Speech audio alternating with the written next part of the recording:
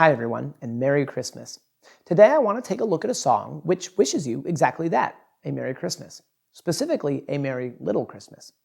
Have Yourself a Merry Little Christmas is an incredibly popular Christmas standard, covered by hundreds of performers over the last several decades and heard quite often around the Christmas season. But despite this ubiquity and the positive merry message of the song, there are actually multiple different versions of the lyrics, some of which portray a somewhat more bittersweet, somber message than the version with which we are more familiar today. In addition to this, the music also has a slightly more melancholy element to it that matches those slightly sadder lyrics.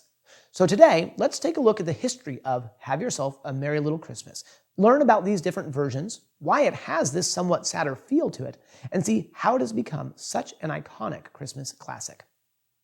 Have Yourself a Merry Little Christmas was originally written for the 1944 MGM film musical Meet Me in St. Louis. Starring Judy Garland, the film portrayed a year in the life of the Smith family in the lead-up to the 1904 World's Fair, held in their hometown of St. Louis, Missouri. The movie was a commercial and critical success and featured several songs, some of which were popular songs from the time, like Under the Bamboo Tree and Meet Me in St. Louis, Louis. But there were also 3 newer songs written specifically for the film by songwriter Hugh Martin. I'll discuss the authorship controversy surrounding these songs in a bit, but these new songs consisted of The Boy Next Door, the Trolley Song, and of course, Have Yourself a Merry Little Christmas. In the film, this song is sung by Judy Garland's character Esther, the second oldest Smith daughter, to her younger sister Tootie on Christmas Eve.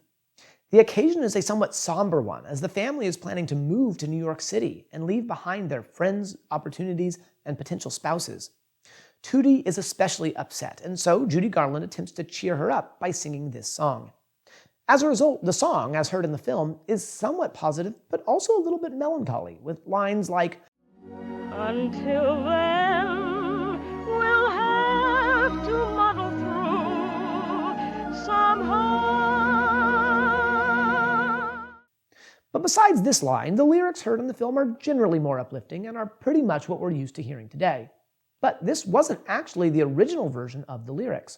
The first version, which was written in 1943, before filming had even started, had much more melancholic, even depressing lyrics. Here are those original lyrics. Have yourself a merry little Christmas, it may be your last. Next year we may all be living in the past. Have yourself a merry little Christmas, pop that champagne cork. Next year we may all be living in New York. No good times like the olden days, happy golden days of yore. Faithful friends who were dear to us will be near to us no more. But at least we all will be together if the Lord allows. From now on we'll have to muddle through somehow. So have yourself a merry little Christmas now. So why were these original lyrics so depressing, and why did they change? Well, the reason they were so dark at first is probably twofold. The first and most obvious answer is that this is a sad scene in the movie. Everyone is upset that they'll have to move to New York, leave behind their friends, and miss the World's Fair. And it's not just Tootie who's upset, but Esther is also leaving behind the boy she loves and hopes to someday marry. So it makes sense that as she's singing a song to cheer up her little sister, her own melancholy comes through. And the song's creator, Hugh Martin, readily admits this, saying in defense of those original lyrics, the girls were supposed to be sad in that scene. The second reason for the darker nature of the song is probably that it was written right in the middle of World War II. Now, Hugh Martin has said he wasn't consciously thinking about the war or its effect on people when he wrote it, but singer-songwriter and guitarist James Taylor, who covered the song in 2002, conveyed a sentiment many people share when he said, "I would be very surprised if Martin wasn't somehow influenced by the mood of missing people over the holidays and hoping that they would be home next Christmas, if not this one." Regardless of the reason why, it is inarguable that these original lyrics were much more depressing than what we end up hearing in the film. And that's actually the primary reason they were ultimately changed. Judy Garland, her co-star Tom Drake, and the director of the film, Vincent Minnelli, all thought they were too despondent, with Judy Garland quoted as saying, "If I sing that lyric to little Margaret O'Brien, the audience will think I'm a monster." And Vincent Minnelli stating, "This won't do. There's got to be some hope in the song."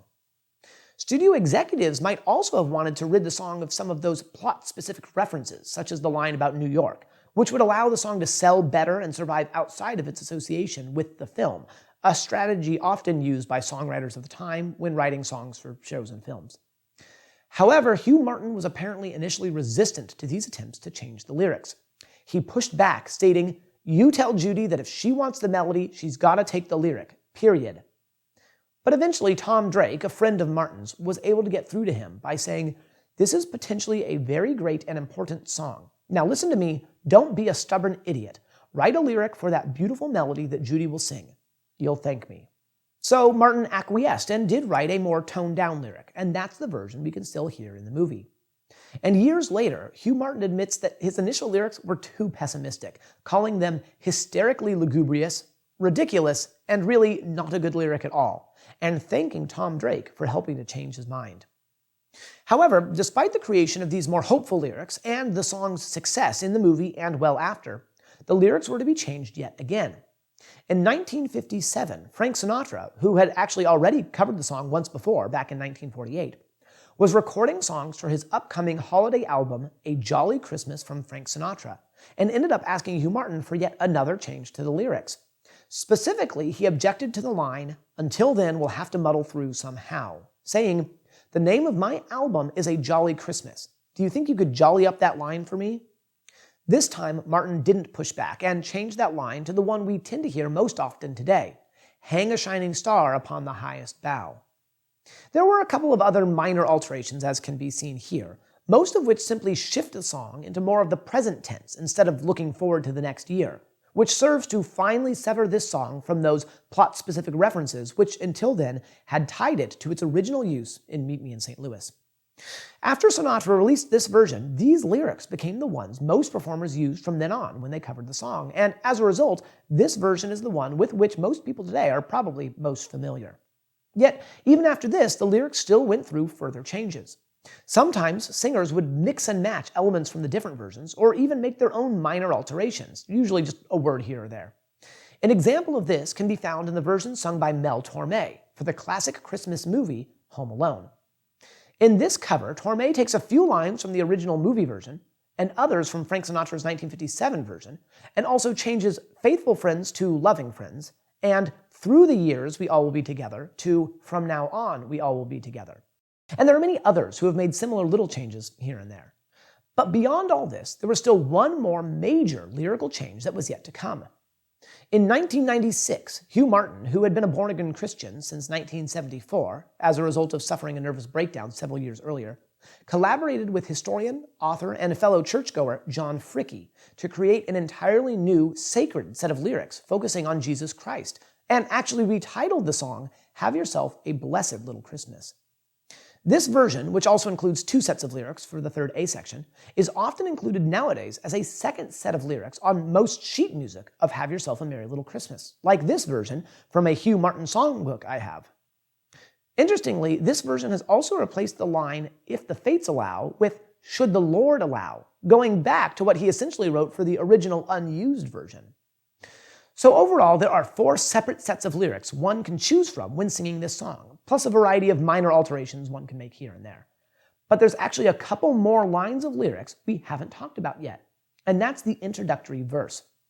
In Origipop songs from this period, the bulk of the song, and what we most often hear and remember, is the section referred to as the chorus. That's what we've gone over so far. But there are also almost always introductory verses, short 8 or 16-bar introductions with different music and lyrics that serve to set up what you're about to hear in the chorus. These are vestiges of the earlier era of Origipop, where they were much longer and more important to the story the song was telling. But by this period, they were essentially perfunctory. They were shorter, less important, and often omitted from performance, both in their debut show or film and in subsequent covers. And that's what we see here in this song. The intro verse is so infrequently heard, my guess is very few people even know it exists. But not only was there an intro verse written for this song, there are actually two separate sets of lyrics for it. So let's take a look at that now. Here's the first introductory verse, as seen in the original 1944 sheet music. And here's the second version, as found in the 1958 publication of the music, which reflects the newer Frank Sinatra lyrics in the chorus. The music is the same, but the lyrics are totally different. The earlier one runs, When the steeple bells sound their A, they don't play it in tune. But the welkin will ring one day, and that day will be soon. Now, I don't know if this was written to match the very first, much more depressing lyrics, or the second version we hear in the film. But either way, this seems to match the slightly sadder tone of those earlier lyrics, as it's saying they're in a world that is out of tune and isn't happy. And the word welkin actually means sky or the heavens. It seems like maybe it's saying that at least the second coming will be here soon. It's a bit odd. And covers of this song that include this verse are very rare. The first seems to be Betty Bennett's version from her 1955 album Nobody Else But Me, where this actually isn't sung as an intro, but as an interlude between the first full chorus and a repeat of the final A section. But overall, this version is a little odd and very rare to hear. The second set of lyrics seem to have been written when Hugh Martin rewrote the chorus at Frank Sinatra's request, and reflect that more jolly tone. They run, Christmas future is far away, Christmas past is past, Christmas present is here today, bringing joy that will last. This version is still not often heard today, but it seems more common than the original set of lyrics. It was sung by the Carpenters on their 1978 album Christmas Portrait, and by James Taylor for his 2002 album October Road, despite the fact that Taylor chose to sing the slightly sadder muddle through lyric in the chorus. Anyways, neither of the two versions of the introductory lyric are very popular, but it is interesting that they match their corresponding lyrics of the chorus in terms of tone. And overall, while some people might prefer the later, more positive lyrics of the chorus, others, including the song's creator Hugh Martin, seem to favor the original, somewhat more bittersweet lyrics as heard in the song's debut in Meet Me in St. Louis. And it's worth remembering here that that scene in the movie is again supposed to be a somewhat sad scene. And that's why those more bittersweet lyrics are part of the song. And it actually matches the music, as it too was written to fit this feeling and sound both hopeful but also tinged with sadness. So let's take a quick look at the music to see what gives this song its unique bittersweet feel. But before we do, let's first address the controversy of who actually wrote this song. So far in this video, I've been saying that the song was written by songwriter Hugh Martin. But if you look at the sheet music of this song, you'll see that it says it was written by Hugh Martin and Ralph Blane. So who was Ralph Blane, and what impact did he have on this song? Ralph Blane actually began his career, like Hugh Martin, as a singer and vocal arranger in the 1930s, and in 1939 formed a vocal quartet with Hugh Martin called the Martins Quartet, which also included sisters Phyllis and Jo Jean Rogers. This quartet was featured in the 1940 Irving Berlin show Louisiana Purchase, and on the radio on Fred Allen's Texaco Star Theater. But in 1941, after winning a contest judged by Richard Rogers, Hugh Martin and Ralph Blane were selected to write the songs to the Broadway show Best Foot Forward. The success of this show and its music led to MGM offering Martin and Blane a 7-year contract. So the two headed out west, where they adapted their Broadway show into a movie starring Lucille Ball, created those 3 new songs for Meet Me in St. Louis, and wrote additional songs for other films, such as The Joint is Really Jumpin' in Carnegie Hall for Thousands Cheer, and Pass That Peace Pipe for Good News. But who actually wrote what is under debate. Apparently, they had an unusual approach to their songwriting collaboration, where they wrote songs separately, then polished them up together. And years later, Martin stated that, with the exception of their first show, Best Foot Forward, all the so-called Martin and Blane songs were written entirely by me, solo, without help from Ralph or anybody else. He claimed that he let Blane share credit for his songs because this bizarre situation was caused by my naive and atrocious lack of business acumen. With regards to Meet Me in St. Louis, Martin stated that, like usual, they wrote songs separately, and none of the ones that Blane wrote were chosen to be in the film. Now, it seems that Ralph Blane might have claimed somewhere along the line that he actually wrote these songs himself, but I couldn't find any quotes specifically supporting this, or really any quote from him detailing his version of how some of these songs were created. Also, I wasn't able to find any good quotes from Blaine explicitly pushing back on Martin's claims of sole authorship, but that's probably because it seems like Martin didn't start making those claims explicit and widespread until after Ralph Blaine's death in 1995. Additionally, author and theater historian Ken Bloom, one of the producers of Martin's last album, 2011's Hugh Martin Hidden Treasures, once stated that there's no doubt that Martin single-handedly wrote the songs he says he did, saying, "If you brought in a musicologist to compare the Hugh Martin songs with Ralph Blane songs, they're just very, very different kinds of writers. So I don't think there can be any question that Hugh wrote what Hugh told us he wrote." But even if Ralph Blane didn't have a direct hand in writing Have Yourself a Merry Little Christmas, we still wouldn't have this song today if it weren't for him. In an interview with NPR in 2006, Hugh Martin told the story of how this song was created, saying, "Ralph was working in one room and I was working in another, and I played the first 16 bars of Have Yourself a Merry Little Christmas over and over and over and got stuck. I couldn't find a bridge for it. And so I just put it aside and decided not to work on it. And Ralph, who had heard it through the walls, came to me the next day and said, 'Whatever happened to that little madrigal-sounding melody that you were playing?' And I said, 'Well, I couldn't make it work, and so I discarded it.' And he said, 'Well, you find it and finish it, because I have a big feeling about it.' And so we did find it, and I did finish it." And in his autobiography, Hugh Martin, The Boy Next Door, he adds a bit more detail about how he finished it, writing, "After Ralph went back to the dining room and closed the door, I picked up the script and leafed to the end and read the Christmas scenes.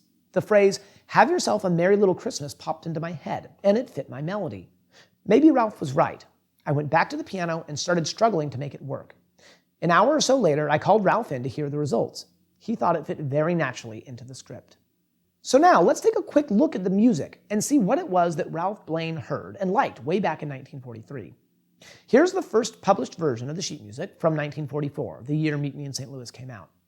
As we look at it, we see that it follows the very standard format of the time. It has a piano intro, then that short two-line introductory verse we discussed earlier. And then we see that the chorus follows the very conventional A, B, A form, although with an extended final A section, bringing the total number of measures to 36 as opposed to the more common 32. Now, looking here at a modern version, we can see that it's in C major, and the melody of the A section actually starts off by following the notes of a C chord going up, then this scale going down, and then that kind of repeats. But at the end of the second A section, we get this G sharp, which starts to shift us into A minor, the relative minor of C major. And then the section ends on an A minor chord. We're on C in the melody, but the harmony is an A minor chord, so it sounds more melancholy. And actually, if you look at the harmony throughout the song, there are these A minor chords sort of hiding here and there, which help to give the song that slightly sadder feel. For example, and this is really simplified, but if you just look at the very first measure of the chorus, and just at the right hand, you see these chords. Now, if it was simply C major the whole way through, it would look like this. C, C and E, C, E and G, then E, G, and C. But instead, it looks like this, with the last chord E, A, and C, which is an A minor chord. And we can hear the difference. Here's the first way.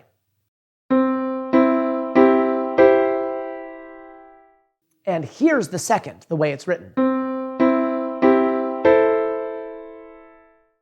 And this is actually repeated throughout the song in the harmony. And if you add in the left hand, you'll see several A minor and A minor seventh chords as well, all of which, in conjunction with a few other musical qualities, help to give the song this sadder feel. But then you'll see that right at the end of the song, it ends on the C major chord, which gives us that more positive, hopeful feeling that sort of underlies the whole song and its message. And so we see that the music and the lyrics, especially those originally heard in Meet Me in St. Louis, go together really well. In fact, I think those lyrics fit this song the best.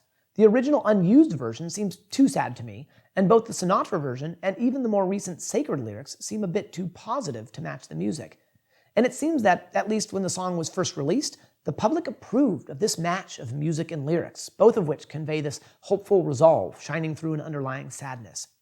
Judy Garland's original Decca version, released the Christmas after the movie came out, reached number 27 on the Billboard charts, And when Judy Garland sang the song to American soldiers at the Hollywood Canteen during World War II, it moved many service members to tears. And despite the happier circumstances we've mostly faced since then, and the more positive jolly lyrics, which are more popular nowadays, I think it is this slightly sadder, yet resilient element to the song, which has helped it to become one of the best known and most loved of all the Christmas classics, and leading to it being covered over 2,000 times since 1944. Even though our country hasn't faced an event like World War II in the intervening years, there are and will always be times where each of us go through difficulties or tragedy. And I think it's especially at times like those that Have Yourself a Merry Little Christmas is just a little more impactful and meaningful to the listeners of the song. But regardless of which version you like best, how the music makes you feel, or whether you consider this a happy or sad song, I hope that the underlying message of the song comes true for you, and that you have yourself a Merry Little Christmas. Thanks for watching.